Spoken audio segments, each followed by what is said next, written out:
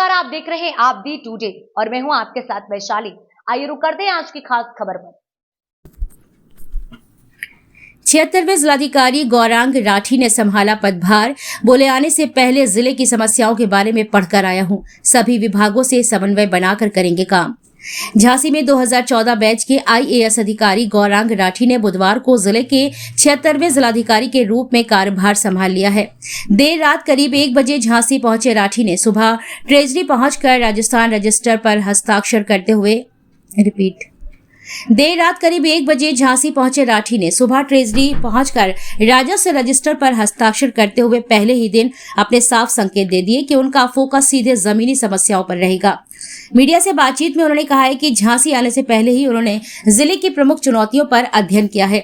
उनके मुताबिक पेयजल आपूर्ति, खराब सड़कें और हाईवे पर बन रहे ओवरब्रिज के कारण लगने वाला जाम इस समय जिले की बड़ी समस्याएं हैं। हालांकि उन्होंने ये भी स्पष्ट किया कि पहले दिन होने के कारण वह तुरंत हर सवाल का विस्तृत जवाब देने की स्थिति में नहीं है, लेकिन मीडिया और जनता के जरिए जो भी समस्याएं सामने आएंगी उनके समाधान के लिए प्राथमिकता के आधार पर काम किया जाएगा। शहर की खराब सड़कों का मुद्दा उठने पर राठी ने अपने पिछले अनुभव का जिक्र करते हुए कहा कि वह नगर निगम में काम कर चुके हैं, इसलिए व्यवस्थाओं और चुनौतियों से भली भांति परिचित है। ऐसे में विभिन्न विभागों के अधिकारियों के औपचारिक रूप से चार्ज लिया है। ऐसे में विभिन्न विभागों के अधिकारियों के साथ समन्वय बनाकर समस्याओं का समाधान करना उनकी प्राथमिकता होगी।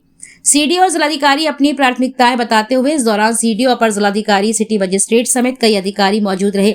झांसी के एसएसपी बीवीजीटीएस मूर्ति भी एनआईसी सभागार पहुंचकर नए डीएम का स्वागत करने पहुंचे। आप सभी का मेरा नाम रामेश्वर सुधाकर सब्रवाल है। मैं 2022 बैच का भारतीय प्रशासनिक सेवा का अधिकारी हूँ। मैंने ट्रेनिंग के रूप में as a joint magistrate Muzaffarnagar में मैंने ट्रेनिंग की है। उसके बाद मैं प्रॉपर जॉइंट मजिस्ट्रेट लगभग 20 महीने तक गाजीपुर में था। उसके बाद ये मेरा पहला जनपद है एज अ सीडीओ। मैं यहाँ पे पोस्टेड हूँ, मैंने कल चार्ज लिया है। मैं सरकार का काफ़ी धन्यवाद करता हूँ कि मुझे झांसी के रूप में मुख्य विकास अधिकारी के रूप में मुझे यहाँ पे सेवा प्रदान करने के लिए भेजा गया है। आदरणीय मंडलायुक्त सर और जिलाधिकारी सर के निर्देश में हम जो सरकार की जो कोई भी योजनाएं होंगी उसका एकदम प्रभावी और पारदर्शी तरीके से धरातल पर उस सभी विकास योजनाओं को पहुँचाना कि मेरा सर्वप्रथम एक प्राथमिकता में रहेगा। और मैं शुरू करना चाहता हूँ कि जितनी सारी विकास की योजनाएं हैं वो जो लास्ट में जो अंतिम आदमी है उस तक हमें वो पहुंचाई तरीके से जाए और एक टीम वर्क की तरह हम सब काम करें, जिसमें आप सभी लोगों से जो कोई भी प्रेरणा करता रहेगा उसका हम संज्ञान में लेके उसका क्रियान्वयन करते हैं। धन्यवाद। और पूर्व में मेरे द्वारा जॉइंट मजिस्ट्रेट की भूमिका में बहराइच जनपद में, उसके विकास अधिकारी की भूमिका में वाराणसी जनपद में, फिर वाराणसी में ही नगर आयुक्त की भूमिका में और मुख्य कार्यपालक अधिकारी श्री काशी विश्वनाथ धाम मंदिर करीब 3 साल कार्य किया गया।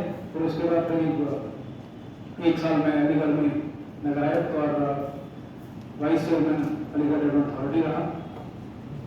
और उसके बाद करीब 1.5 साल मैं जिलाधिकारी बड़ोई के रूप में अपना वहाँ पे सेवाएं जो हैं वो दी। और उसके बाद करीब 2 साल 2 महीने जिलाधिकारी उन्नाव के पद पर मैं तैनात रहा। आज से मुझे शौर्य और बलिदान की नगरी झांसी में अपनी सेवाएं देने का सौभाग्य मिला है, तो उसके लिए मैं कृतज्ञ हूँ। आपके बीच में मैं सेवाएं दूंगा, यहाँ के संग्राम नागरिकों को सेवाएं दूंगा और जो कार्य करने के लिए मुझे यहाँ पर तैनात किया गया है, जो शासन की मंशा है, उसके मुख्य 3 स्तंभ होंगे। सर्वप्रथम जो झांसी के ज्वलंत मुद्दे हैं या समस्याएं हैं और जितना मुझे अल्प ब्रीफिंग में बताया गया या पढ़ा मैंने नहीं, उससे प्रमुखता से पानी की अवेलेबिलिटी गर्मियों में, बिजली की समस्या और फिर जो अभी निर्माण कार्य हो रहा है उसमें उसके से संबंधित जाम की समस्या। तो इन तीनों ही बिंदुओं पे जो अभी तक कार्य किए गए हैं जिलाधिकारी स्तर पे, माननीय मंडलायुक्त स्तर पे, को और आगे ले जाना और उसको उसके गंतव्य तक पहुँचाने का ये मेरी प्रमुखता रहेगी। इसके अलावा और भी जो चुनौतियाँ सामने आएंगी और पता लगेगी उनको समय पर तरीके से हम लोग विस्तार करेंगे।